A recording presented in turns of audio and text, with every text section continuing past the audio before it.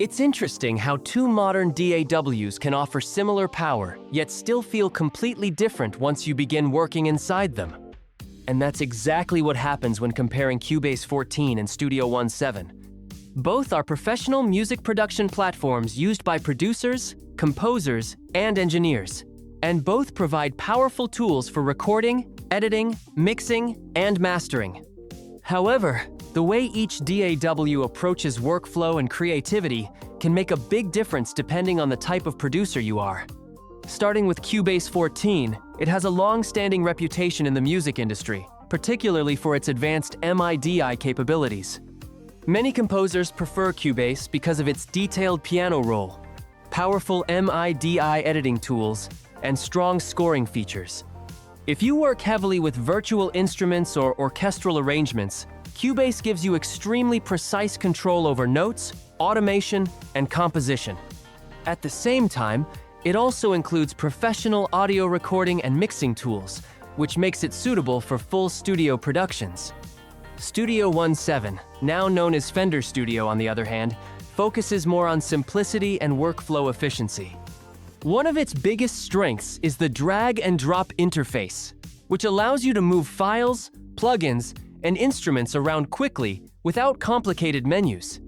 This streamlined design makes the production process feel faster and more intuitive, especially for songwriters and modern producers. Another major advantage is its integrated workflow, where recording, mixing, and mastering can all happen within the same environment without switching between different tools. Now let's talk about pricing, which is often a key factor for many creators. Cubase offers several editions such as Elements, Artist, and Pro, with the Pro version including the full set of advanced tools.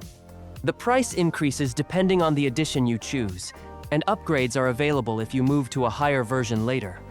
Studio One also provides multiple editions like Artist and Professional, but it additionally offers a subscription option through PreSonus Sphere, allowing users to pay monthly or yearly for access to the software and other creative tools. When it comes to overall workflow, Cubase tends to feel deeper and more detailed, especially for complex MIDI compositions.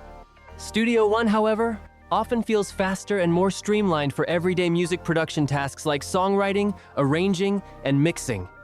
In the end, the better choice depends on what you value most. If you need powerful MIDI editing and detailed composition tools, Cubase 14 might be the better option. But if you want a modern interface, smoother workflow, and flexible pricing options, Studio One 7 could be the better fit for your music production style. And that's it. So that's all for this video. See you in the next one. Thanks.